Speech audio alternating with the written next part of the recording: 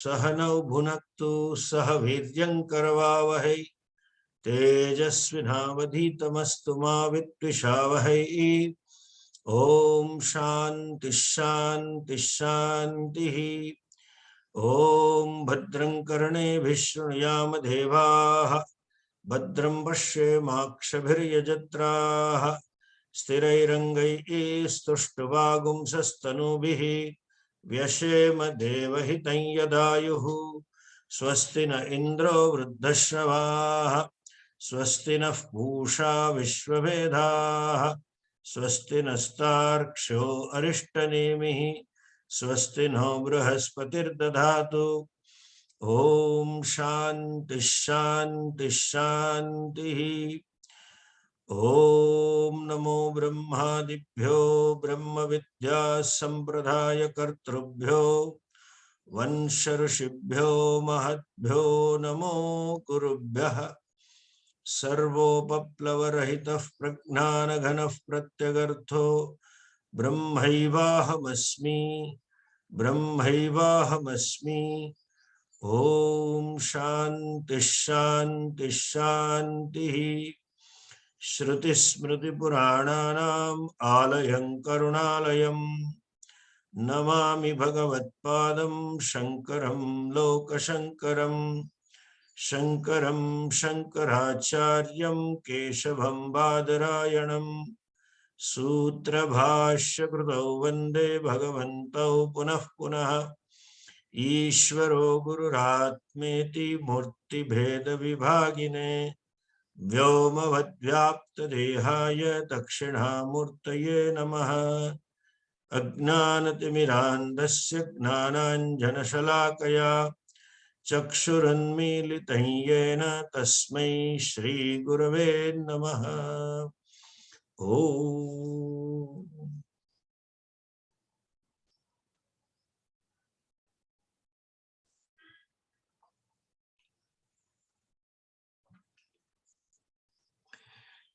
मंत्र नंबर 9।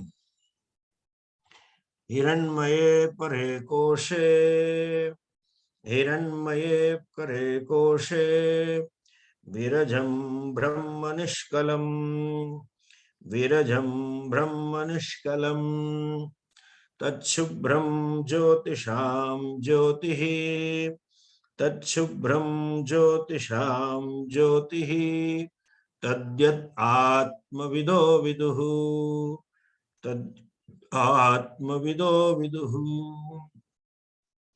हिरण्मये परे कोशे विरजं ब्रह्म निष्कलम् हिरण्मये परे कोशे विरजं ब्रह्म निष्कलम् तच्छुभ्रं ज्योतिषां ज्योतिः तद्यत् आत्मविदो विदुः तच्छुभ्रं ज्योतिषां ज्योतिः तद्यत् आत्मविदो विदुः।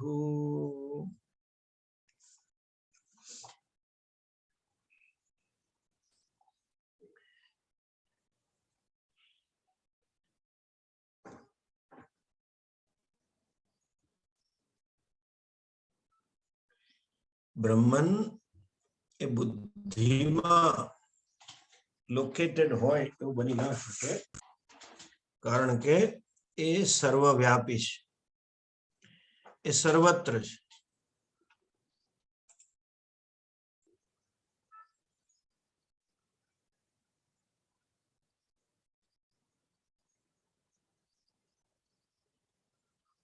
તમારું નથી સંભળાતું અનમ્યુટ કરો। English, Swamiji. Oh, English, okay. Brahman Brahman cannot be located in buddhi because it is all pervasive and formless. But the knowledge of the Brahman takes place in buddhi like any other knowledge. Therefore, it is said to be located in buddhi. It's a figurative usage. Not really, it is located in buddhi. So that vritti gnanam takes place, pakhandakar vritti or brahmakar vritti takes place in buddhi, and therefore it is said, Pare koshe brahma nishkalam nirajam asti hiranmaye pare koshe. It is there in buddhi. And we said last time, the knowledge takes place only when pramana vyapara takes place. Shastra. Shastra is not written Shastra, but spoken Shastra. The Shastra which is talked about. Spoken doesn't mean just somebody chants the Shastra. The Shastra that is taught by. And Shastra being in the form of words, and the Brahman being the lakshartha of these words, Shastra needs to be handled by somebody who knows how to handle, who knows the right context, who knows what exactly the words mean and what exactly they do not mean. Otherwise, it creates confusion. Therefore, you need a Shrotriya Acharya, and it being a Vastu to be communicated, teacher should know by himself or herself what is that he or she is communicating. So you need a Shrotriya and Brahmanistha Acharya. Therefore, it is said to be in buddhi. It is not literally that there is ashraya, ashrita bhava in buddhi. Buddhi is a one substratum which gives support, and Brahman is ashrita, is supported. Buddhi is a supporter, and Brahman is supported. If that is the case, then in buddhi there is only vrittaya. Then Brahman becomes vrittis only. And when the vritti is destroyed, or buddhi is destroyed, vritti also get destroyed, and thereby Brahman also get destroyed. Which is not true. Brahman is not destructible, and therefore it is not literally ashraya ashrita bhava. Okay? Adhikarana sabti is used, but it is a figurative. You have to take lakshyartha of the vakya. What type of Brahman it is? Then there are, as we said, there are 4 lakshanas given to it. Virajam Brahma, Nishkalam Brahma, Shubhram Brahma, and Jyotisham Jyotihi Brahma. Virajam, Virajaha, means it is free from rajas. It is free from impurities. It is free from mala. What are the impurities? You can say avidya kama karma is impurity. Avidya is ultimate impurity. Kama karma is secondary impurity. And kama karma caused karma phalas is another impurity. So virajam means malarahitam. Since there is no ignorance, there is no kama and no karma, and therefore there is no punya papa. So punya papadi rahitam, kama krodhadi api rahitam. Kama and krodha belongs to buddhi, and Brahman is not buddhi. Therefore, it is virajam. The kama krodha belongs to jivatma. Why do we say it belongs to jivatma? Because jivatma identifies with the buddhi. It identifies with the upadhi. Because of identification, jivatma owns up what doesn't belong to it as belonging to itself. It is a buddhi that has a kama. It is a buddhi that has a krodha. It is a buddhi that is a lobha, moha, etc. All are there in antakaranam. Nothing to do with jivatma. Jivatma is sakshi to that. It sees, it is drashyam. Even anger is drashyam. I see my anger. That means I am not anger. Anger is seen. And when I identify with anger, I become angry. The status of I being angry is because of identification of I with the buddhi who is having, the mind who is having krodhatmaka vritti. Mind is having the thought forms which are of the nature of krodha. But really speaking, I am not anger. I don't become angry. It is buddhi. So, virajam means it is free from all kinds of impurities. Punya papadi rahitam, malarahitam, kama krodhadi malarahitam apicha. There is no kama krodha, there is no raga dvesha. The raga dvesha, understand this sentence. When we say there is no raga dvesha, that doesn't mean wise person doesn't. People comment, such and such a wise person had a raga dvesha. He said, I would like to eat this. Why should they have raga for eating this? They should not have dvesha for this item. That raga dvesha are only vyavaharik. That person has a space with himself to know that this raga doesn't belong to me. This dvesha doesn't belong to me. It all belongs to antakaranam. It all belongs to upadhi. That space being there, he or she is free from raga dvesha. There is no raga dvesha means that person himself or herself has an awareness that I am the consciousness which is sakshi to my mind antakaranam, and raga dveshas belongs to antakaranam, therefore it doesn't belong to me. There may be raga dvesha in vyavahar, but he or she knows only it is a transactional reality. It is not really belonging to me. Okay? I am free from any kinds of raga dveshas. So virajam, that is Brahma virajam, like that famous story of this Durvasa. Rishi Durvasa happened to come to Vrindavan. And then he sent a message. There is a story, okay, I don't know where from it comes, but it's a very popular story. It comes from Mahatmas, and I'm sure they must be having some pramana for it. Then he came and then he stayed on the other bank of Yamunaji and conveyed a message that asked them to provide me bhiksha. They said, okay. All the gopis prepared the food and they went to Yamunaji to cross over and then give him bhiksha. When they reached there, Yamunaji was in spate for whatever reason. So they knew that we cannot cross Yamunaji now.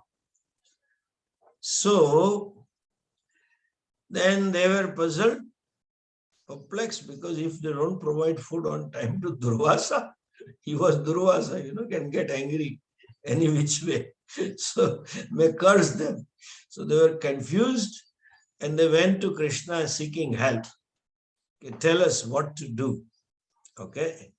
So Krishna said to them, go and pray to Yamunaji and tell this.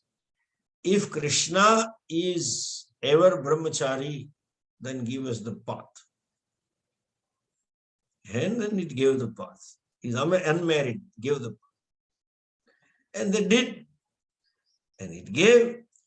When they went there and they had a bhiksha and then fed bhiksha, Durvasaji was very happy. He praised the food and everything. And then finally, he thought they should leave now. But they were not leaving, sitting in front of him. Then Durvasa said, what's the matter? Why is not leaving? So finally they said, we want to go, but Yamunaji is in spate and we cannot cross. Says, how do you know? You are sitting here. How do you know it is in spate? He says, when we came, it was in spate. Oh, is it? Then how did you cross it? Then they said, we were afraid of you because you may curse us. So we went to Krishna and he said, tell this to Yamuna, and though we could not understand anything, we told this Yamunaji and Yamunaji gave us the path, having spoken that. Oh, then Durvasa said, okay, go back and say something else. What should we tell? Tell that if Durvasa has not ever eaten any food, give us the path. They were again more confused. Krishna telling that I am not married or Nitya Brahmachari, then give us a path. And Durvasa, after eating the Bhiksha, telling that if Durvasa has not eaten the food, give us the path. And they told to Yamraji, please believed in him, put Shraddha, and went and said, and Yamraji gave the mark. This story apart, Durvasa has not eaten anything, meaning that when Durvasa knows the need to eat is of the body. And the one who eats is also body. And I am not the body. This is what it means. Since I happen to possess this body because of prarabdha, I say I am hungry and I eat, that is okay. But actually, the eating cannot take place. The wise man doesn't eat. It doesn't mean he doesn't eat at all. Body being drashya, anatma, it is at upadhi level. Like an actor knowing fully well that upadhi level, I have to do this. Since I am wearing this dress, I have to play the role of beggar and I keep begging. But I don't beg. In spite of begging, actor on the stage can say, I don't beg.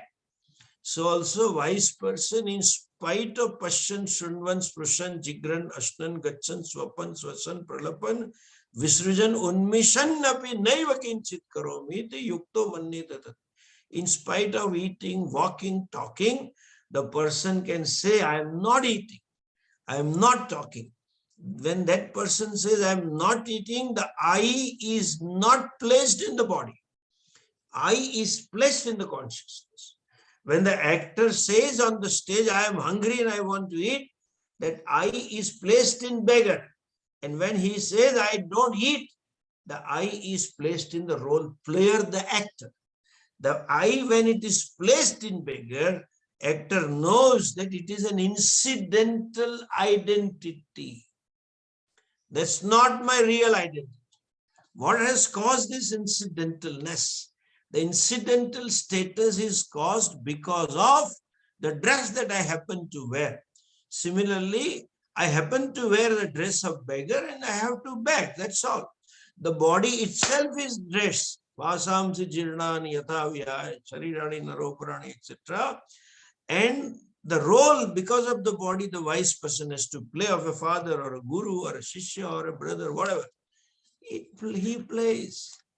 But there is a pure consciousness or awareness that I am not this. This is my incidental status. Like beggarness is incidental. Swami so-and-so, my person so-and-so, this Shishya so-and-so, Guru so-and-so is incidental. I am pure consciousness. Therefore, Atma doesn't do anything. Therefore, it is said, Virajam, self is free from any kind of impurity. Raja means impurity. Raja also means Rajoguna. It doesn't have Rajoguna. It implies he doesn't have any of the three gunas. Sattva, Rajas, Tamas, Sahi, Rahitaha. Gunatraya Sakshi, Gunatitaha. In the 14th chapter of Bhagavad Gita, Gunatita means Guna Guneshu Vartante. There is a play of Guna, Sattva, Rajas, Tamas at the mind level with this word, which is again composition of Sattva, Rajas, Tamas. They are playing, they are interacting. I am the illuminator or just a Sakshi to all of them. I have nothing to do with this play of Guna. That awareness being there, therefore, from wise person's standpoint of view, you can say he doesn't eat. Durvasa can say, I don't eat at all from his standpoint. From Vyavaharika standpoint of view, my eyes see that he ate it. And therefore you can say he eats. But he is saying he is eating. He is like actors begging on the dais. Actor says, I shall beg, and keeps on begging. That begging is incidental. So also this bhoktritvam, kartrutvam is also incidental. Virajam, Raja means impurity, and ultimate impurity being avidya. And avidya caused ahankara is ultimate impurity. Person is free from ahankara. Remember that I-ness will be there. If we transact the Vyavahar, I want to go, I want to eat, I will talk, I will do, I will not do, etc. But there is an awareness, there is a space within, cognitive space. Like the actor has cognitive space in spite of begging. He may get into the role so much that actor may start crying literally. De de, bhukha hu 10 din se. There was a song, tu ek paisa de de, tujhe lakh mil jayega. ला भाई एक पैसा थी लाख मળી જતો તું ભીખ વાળા કોકને એક આપીને લાખ લઈ લે લોન ઉપર લઈ લે 1 રૂપિયા દઈ દે લોન पे you take 1 rupee on loan and give it to 10 persons 10 paisa you will get 1 million from each and be happy. Why you are begging one from me and making me richer by donating one to you? It's a figurative. Anyway, coming back to this, that avidya karya ahankar. The actor begs, but here avidya not being there, even while begging, there is a space, cognitive space. Naiva kinchit karomiti yukto manyeta tattvavit. The wise person knows, I do not do anything. And since I don't do anything, there is no doer and no enjoyer. Therefore, sukha dukkhe samaya krutva labha labho daya. He is happy with gain or loss, happy with sukha and dukkha, because he knows both are at mind level. Can take insults also, because it is mental level. Can take praise also, sensual, it is at mental level. That will be there. Prarabdha has brought this, he can accept it as Prarabdha, but his I sense will be placed on in Atma, that consciousness. Okay? Therefore, Virajam Brahma. Okay? And then Shubhram. Shubhram means purity. It's that purity is natural, not induced purity. Okay? Not regained purity, not rendered purity. This Surf Excel or something, whiteners, they render purity to the clothes, which it may not have. And the cloth had a purity, but you wash it and then it gained it. That is regained purity. Rendered purity and regained purity. But natural purity, that what kind of naturally pure? That impurity cannot touch it. That's a natural purity. That is called Shubhram. Otherwise Atma is pure today and tomorrow it may become impure. Pure Atma become impure Atma. Like Shuddhatma became a Shuddhatma. Why? Because it ate something. Shuddhatma became a Shuddhatma. Why? Because it heard something. Shuddhatma became a Shuddhatma. Why? Because it saw something. It is not there. There is no regained purity. It is by nature. How? Asangatvat, virajatvat. There is no rajas, and therefore there is no purity, impurity. Then he says, Hiranmay pare koshe virajam brahma nishkalam. Kala. Kala means parts. It doesn't have any parts. It is partless. Now that being a case, Brahman being partless, Brahman being unattached, Brahman being free from any impurities, and by nature it is pure, how can it be abiding in Buddhi? It doesn't abide. How can it be bound also? It cannot be bound also. To that it is his nature. You don't need bondage. Anyway, so he says, Kalam means parts, that which is sections. When it has a part, it cannot be infinity. Part has to be, partless vastu has to be infinite. Shabda, any formless vastu has to be infinite. Anantaha. And therefore, this is Nishkalam Brahma, Virajam Brahma, that is, Brahman is Anantam, Shubhram. And then he says, Jyotisham Jyoti. That means self-illumining Brahma. That will be explained further in the next mantra, or in this mantra. This much is said, that Brahman is what? Atma Vidaha Viduhu. They know. Wise person know that. The knower of the self know that Brahman, meaning thereby knower of the self know that Brahman is not separate from me, is not away from me. Tadyat Atma Vido Viduhu. The people who as though you can use the word realize the self, that which self? The self which is non-dual, the self which is not away from consciousness, means those who have realized the self as consciousness, those who know I as Brahman, that person, Jyotisham Jyotihi Tadyat Atma Vido, Tat Shubram, that is pure, and that is Jyotisham Jyotihi. It is the light of the all light. Because Chaitanya Swarupat, it's of the nature of Chaitanya. And then he says, Tadyat Atma Vido Viduhu. This is a Mahavakya. That what is that is known to Atmavid Purusha. Tadyat, whatever it is that, these are all for Lakshanas that I gave. That anything that, now you explain the Lakshanas, so that is I. Okay? Tadyat Atma Vido Viduhu. Jyotisham Jyotihi. Sam Jyotihi. Jyotisham Jyotihi is explained in the next mantra. We will see that next mantra. Look at that. Mantra number 10.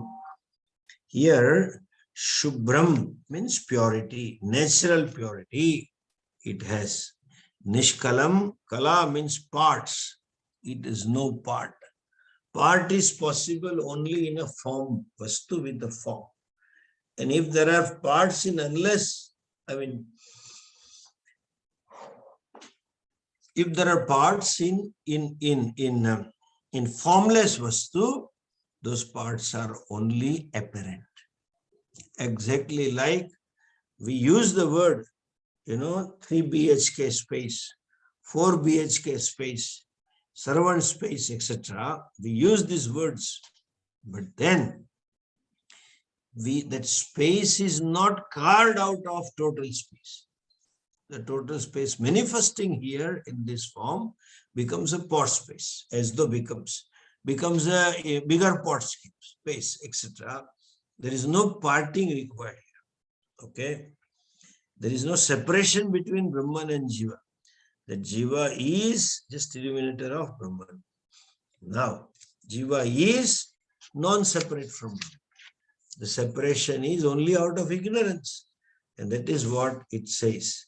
And what kind of ignorance goes?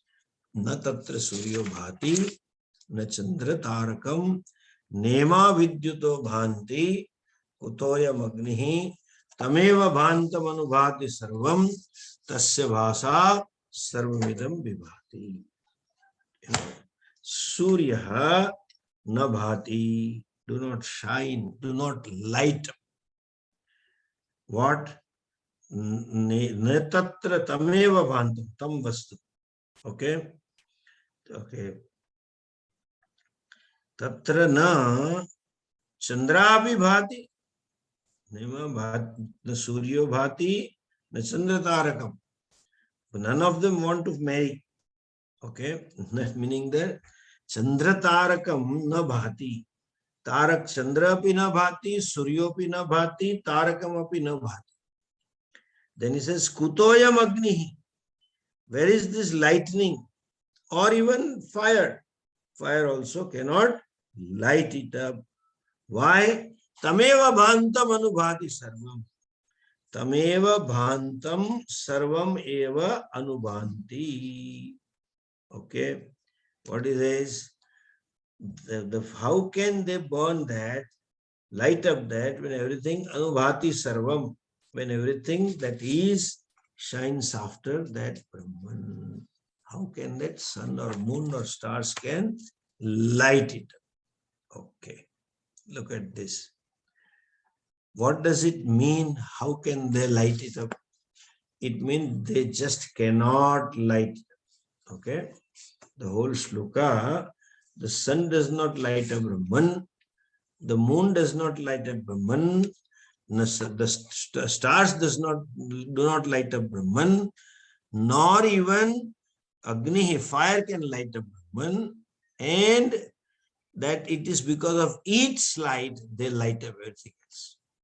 Whatever source of light are there in this world, they are lighted up by Brahman or the pure consciousness, and therefore they are there. Okay. Tameva bhantam anubhati sarvam tasya vasa sarvamidam vibhati. Tameva bhantam, that when it shines, everything else following you also shines. Meaning thereby, so-called shine of anything is nothing but borrowed shine. Ultimately, shine belongs to consciousness. Look at this. When it is said, na bhati, when it cannot light it up and nothing can light it up, that doesn't mean sun is a special shining, star have a special shining. It is not possible to have the special. The light of the stars, it is like Swami Dayanji often used to give a beautiful example. The stars are light. They are much more powerful than the sun. They emit more light than the sun. But then when the sun is on the horizon, or even afternoon, in the middle of the day, if you look at it, you don't see stars. You don't see this, anything you don't see.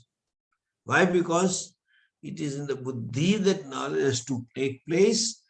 And when that sun shines, nothing is seen to be shining. Nothing is required to show that the sun shines. That is why it is said, Tana bhanti, that nobody shines after it. Okay?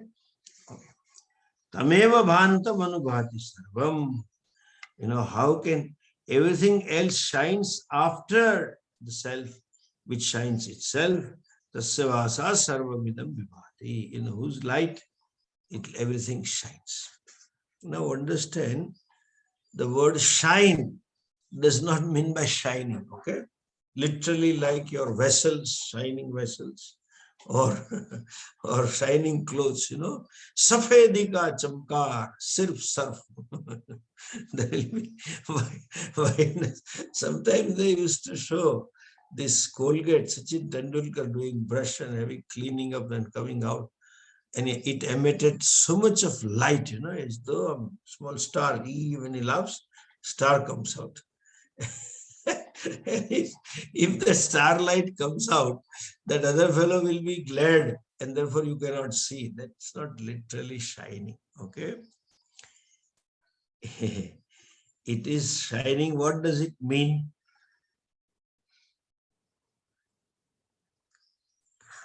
The shines or the light or the brilliance of the stars, etc., is overwhelmed by the light of the sun. Light of the sun is so powerful that you don't see the light of the stars and etc. Okay? It is not visible. Brilliance is hidden. Similarly, it does not illuminate the light that is Jyotisham Jyotihi, and therefore it is said, Na tatra suryo bhati, na chandrama, na tarakam. Okay? One does not require a light to see the sun. One does not require light to see the moon. One does not require light to see the stars. One does not require light to see the fire, provided all of them are there where there is no more light. Sun has its own light, and because of the sunlight, they as though get covered. Therefore, it is said, It is a kosha as though kosha. Okay? Okay. Look at this. Now further. Whatever is there, which because of which everything lights up, is Chaitanya. Okay?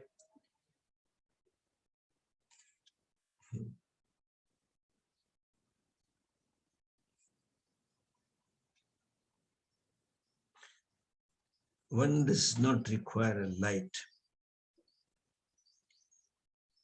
Now, how do we explain at our level, individual, subjective level?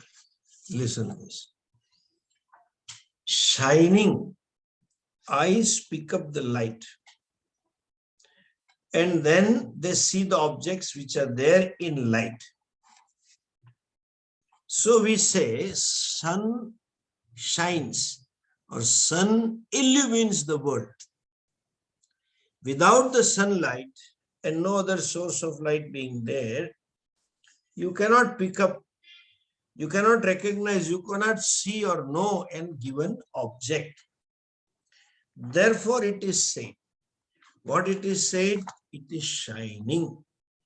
Sun shines. It reveals the object, the existence of the object. But sometimes, even if sun is shining, you don't see. Because your attention is focused somewhere and you don't see that.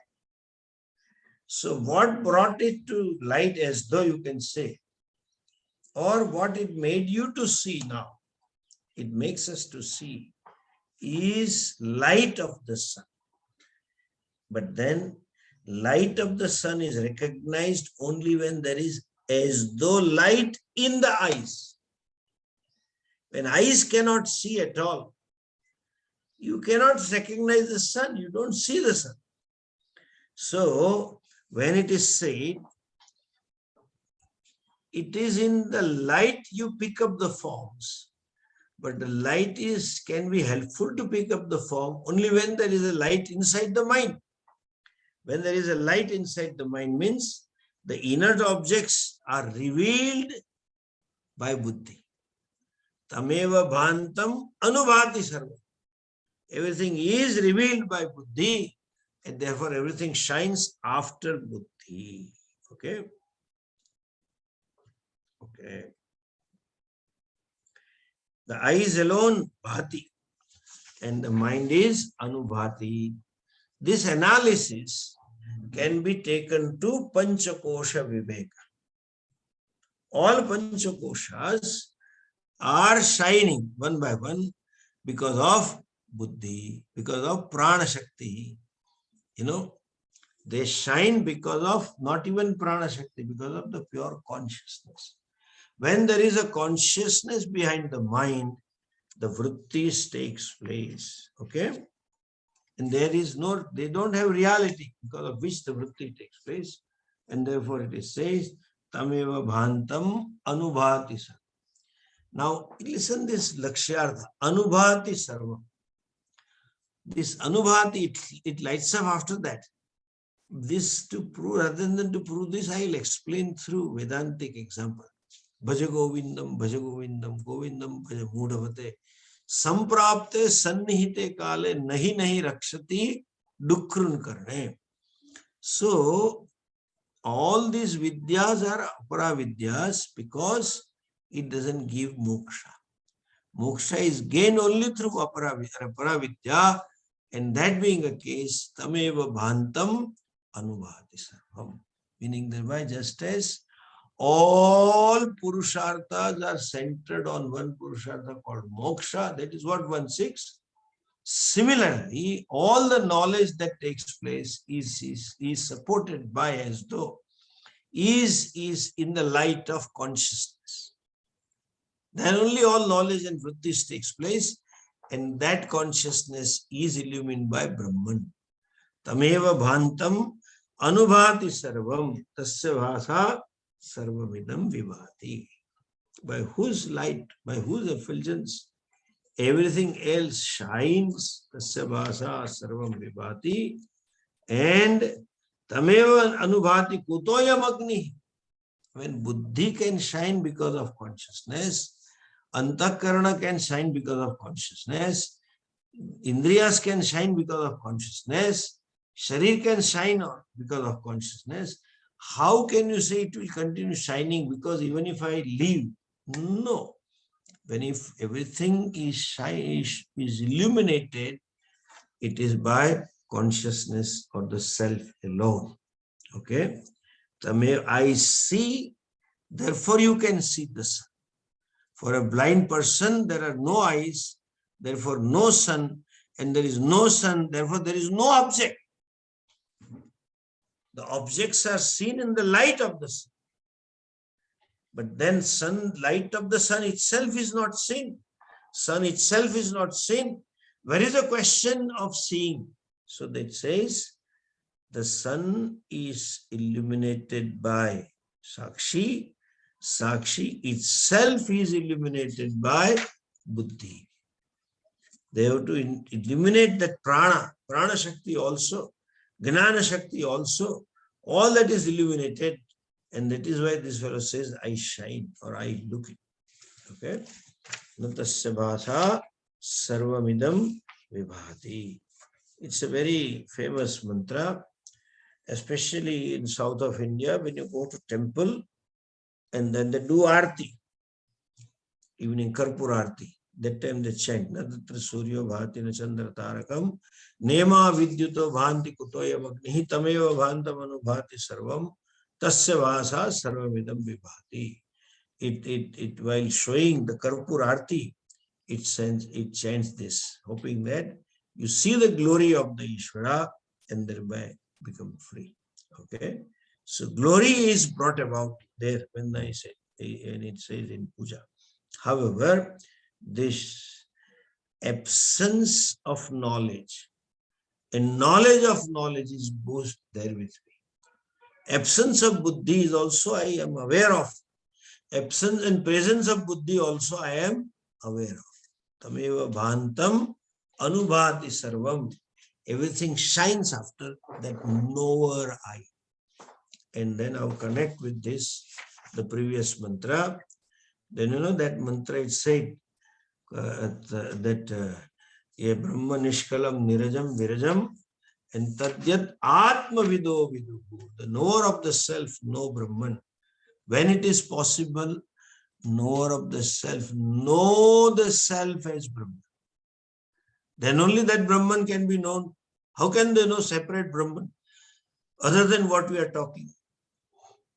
Then it's not possible. Brahma doesn't become infinite. Atma vido viduhu. So wise person, Atma Gnani knows that what Jagat Karanam Brahma Aham Asmi. Jagat Karanam Brahma Aham Eva Asmi. Other than me, there is nobody who can claim this. That is called Tameva Bhantam Anubhati Sarvam. The wise person saying, I know the self, means knows the identity between individual and total. It is not that some Brahman is there, Virajam, Nishkalam, Subram, Jyotisham, Jyotihi. No, that Jyotisham, Jyotihi, that Virajam, that Nishkalam, Ahamas is me. That is a Purna Gnana. And when it says, Na tatra suryo bhati na chandra tarakam nema vidyuto bhanti kutoya magnihi tameva bhantam anubhati sarvam. That means it is me in whose light everything is lighted. I am that consciousness. At upadhitaha I am alpa. Upadhitaha aham nata vishishtaha. Because I have to play the role. I am one. I mean, in a given the group, and I play one of the role. But when it comes to the self of the consciousness, I know that is what I am, that Brahman. Tadyat Atma Vido Vidu. That Brahman is known to Atma Gnani. Which Atma Gnani? That Atma Gnani that is being discussed here, and that is we will see that what is to be seen. Tasya Bhasa Sarvamidam Vibhati. Everything shines in the light of consciousness. Light word means self-revealingness. Don't think there is a light something, illuminating. Illuminating is not that, and then they draw some sun or moon light, shining here. Brahman is realized. Therefore, something is shining. It's okay. It's a good wishful thinking. Or you can say it's a positive thinking. You may think positively, but there is no light. It is revealing itself. It reveals itself. That is consciousness. I am. It doesn't require any agency. It doesn't require even sunlight. In the light of the sun, you see the world. But the world is not seen in darkness. Self is a different, the darkness, you don't see the sun at all. In sleep, you don't see the sun at all, but in dream, you create the world. That is, consciousness is there within. And that you see the world, dream world, self-creation. How do you see? In the light of consciousness. Okay? Tameva bhantam anubhati sarvam tasya bhasa sarvavidam vibhati. It is that consciousness in whose light everything is lighted up. Okay? So, please understand, shining is in a sense of self-revealing. I don't need an agency to say, I am. No. Let me think whether I am here or not. The fact that you are there, you have to think. And what you should think, that you may not, you have to think again. But anyway, they say this, Tameva Bhantam Anubhad. It is that Brahman in whose light everything is lighted up, because it is self-revealing, self-existing consciousness. I am. To say that, you don't require any agency. You don't require any support. The fellow knows that aham idam ahamasmi. Oh, I am this. That ends of it. Okay, we'll see something further next time. Om Purnamadah Purnamidam Purnat Purnamudachyate Purnasya Purnamadhaya Purnamevavashishyate. Om Shanti Shanti Shanti. Hari Om Shri Gurubhyo Namaha. Hari Om.